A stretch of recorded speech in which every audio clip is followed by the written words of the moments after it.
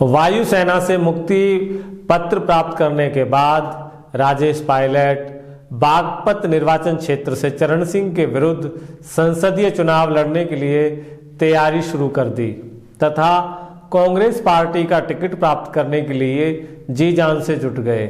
इस बीच देश में, विशेषकर उत्तर प्रदेश में ये बात फैल गई थी कि वायुसेना के एक अधिकारी ने श्री चरण सिंह के विरुद्ध चुनाव लड़ने के लिए अपना कमीशन से त्यागपत्र दे दिया है।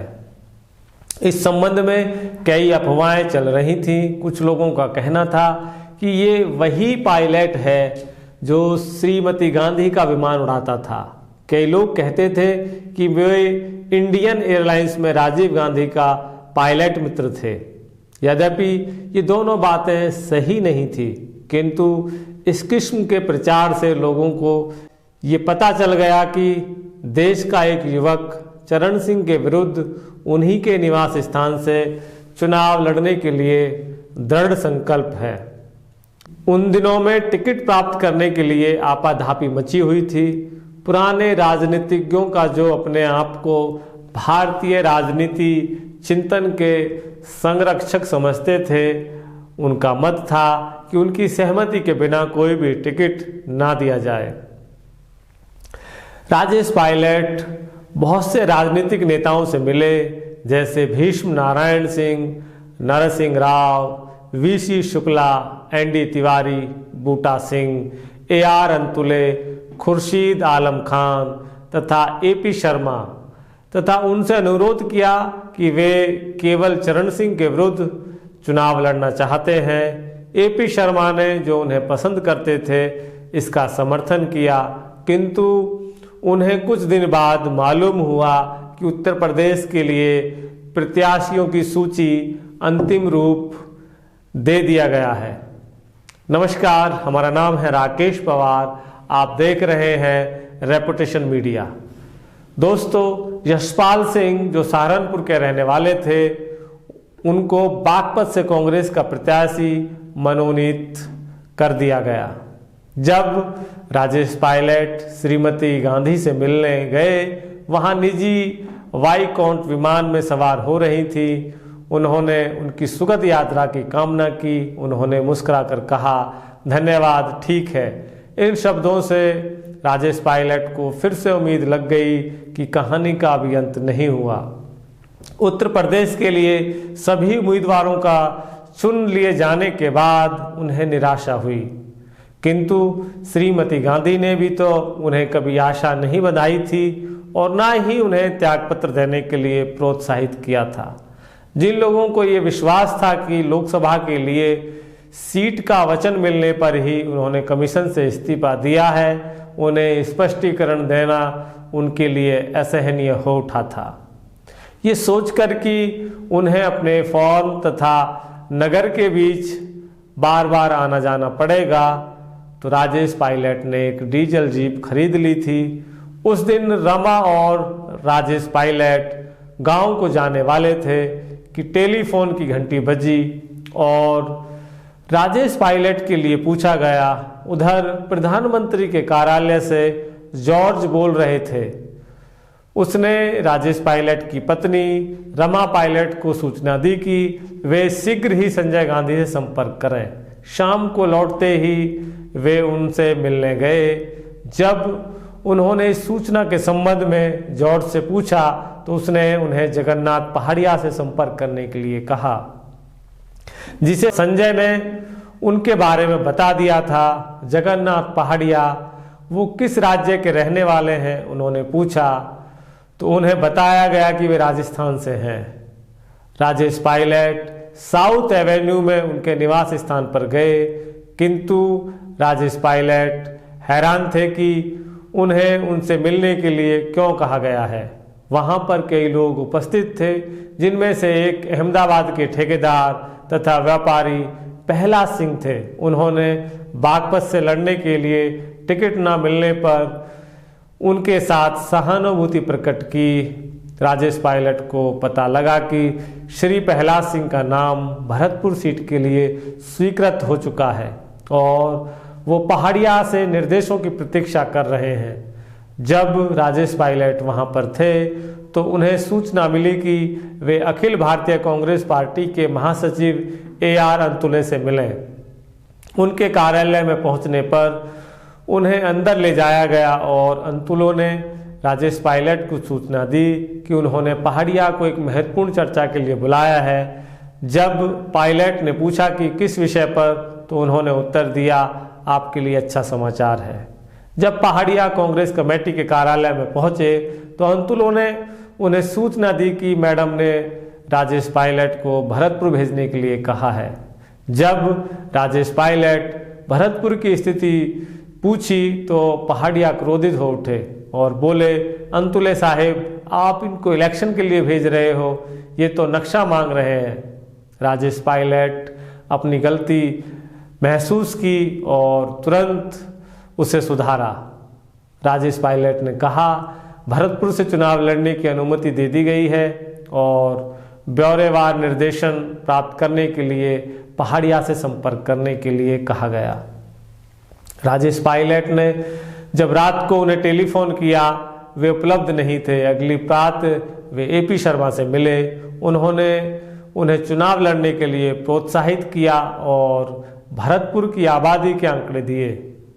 पार्टी के केंद्रीय संसदीय बोर्ड ने भी राजेश पायलट के नाम की पुष्टि कर दी। जब प्रत्याशियों के नाम घोषित कर दिए गए तो वे 12 विलिंगडन कैसेट पहुंचे। वहां उन्होंने देखा कि पहाड़िया तथा उनकी पत्नी संजय गांधी के साथ हैं। संजय ने उन्हें पहाड़िया से संपर्क बनाए रखने के लिए कहा। यद्यपि संसदीय बोर्ड ने स्वीकृति दे दी थी तो भी उनका नाम सूची में नहीं था।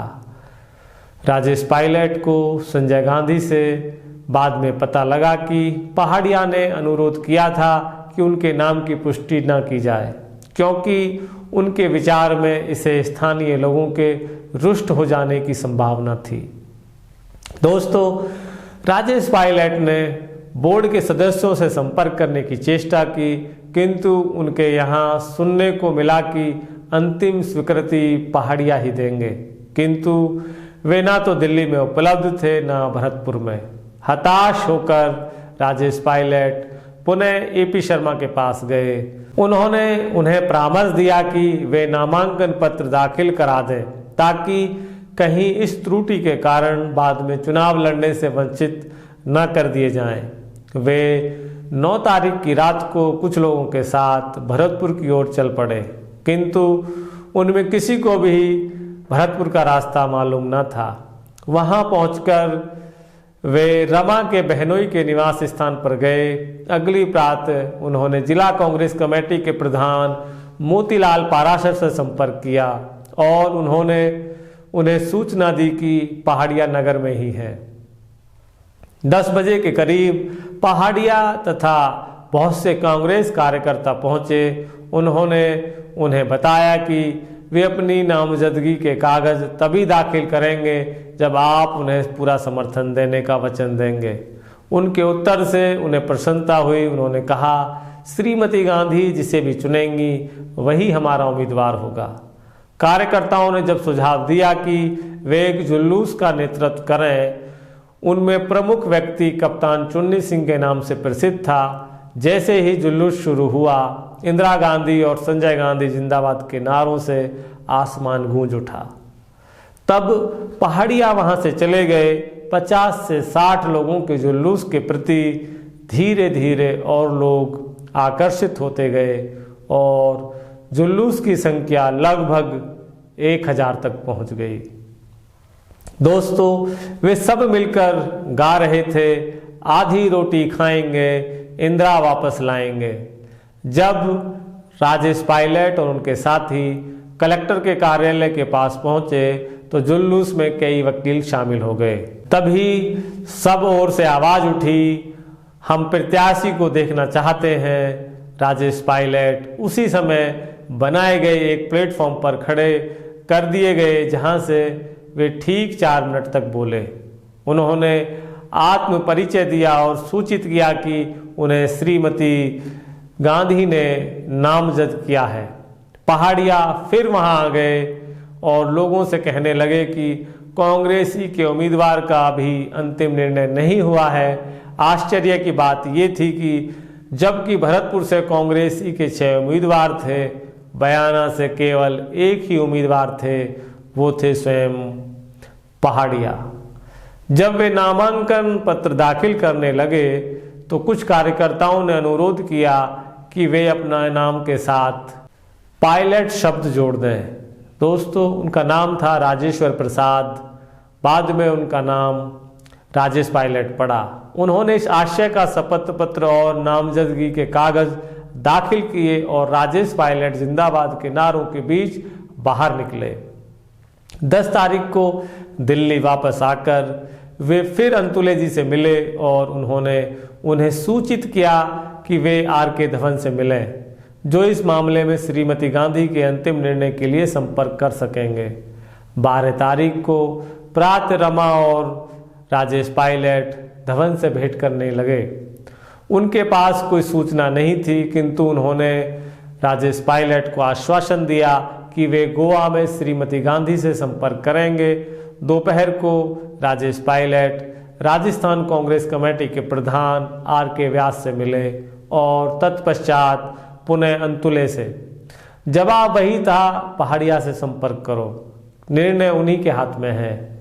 अनिश्चय की स्थिति से राजेश पायलट और अधीर हो रहे थे और उनकी अधीरता तब खत्म हुई जब 13 दिसंबर को भरतपुर से पार्टी के उम्मीदवार के रूप में राजेश पायलट के नाम की घोषणा की गई।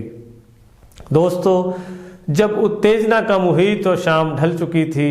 बढ़ते हुए अंधेरे में ही राजेश पायलट ने चुनाव की योजना का ब्यौरा तैयार किया, जिसमें आवश्यक सूचना सामग्री तथा कार्यकर्ताओं की सूची को अंतिम रूप दिया गया तथा विभिन्न कार्यकर्ताओं के लिए सैनिक सूक्ष्मता की तरह कार्य क्षेत्र निर्धारित किए गए। इसमें वायुसेना में प्राप्त प्रशिक्षण तथा पाकिस्तान के विरुद्ध संग्रामिक अनुभव उनके काम आया।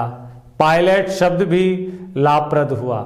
ये बोलने में सीधे साधे लोगों को आसान पड़ता था और चुनाव की लड़ाई में इन्हीं लोगों का समर्थन सर्वाधिक महत्वपूर्ण होता है। राजेश पायलट जनसभाओं में बोलने का अनुभव उन्हें नहीं था, किंतु उन्हें अपने कार्यकर्ताओं तथा मनोहर लाल के परामर्श से प्रोत्साहन मिला। मनोहर लाल औपचारिक रूप से अब भी इस हलके के उम्मीदवार थे, क्योंकि वो अपना नाम समय पर वापस नहीं ले पाए थे। चुनाव अभियान में जिन लोगों ने उनकी विशेष सहायता की, उसमें squadron leader R K. Chopra, R S. Shekhar तथा सार्जेंट रतन सिंह थे। सार्जेंट रतन सिंह ने तो उनकी सहायता करने के लिए वायुसेना से त्याग पत्र तक दे दिया था। उन्होंने अपने भाषण में राज बहादुर तथा अन्य उम्मीदवारों की खूब भर्त्सना की, जिन्होंने भरतपुर से वोट प्राप्त करने के बाद वहां से मुंह मोड़ लिया था। उन्होंने जनता को बताया कि देश की राजनीति में उठापटक का तमाशा तथा शर्मनाक आंतरिक झगड़े बहुत बढ़ चुके हैं, अतः आवश्यकता इस बात की है कि देश को एक ऐसी कार्य कुशल सरकार मिले जो उसे स्थिरता प्रदान कर सके, और ये स्थिरता केवल इंदिरा गांधी ही प्रदान कर सकती हैं। दोस्तों, आज के प्रोग्राम में बस इतना ही। आप देखते रहें रेपुटेशन मीडिया। इसके आगे की घटना हम आपको 9वें एपिसोड में बताएंगे। नमस्कार।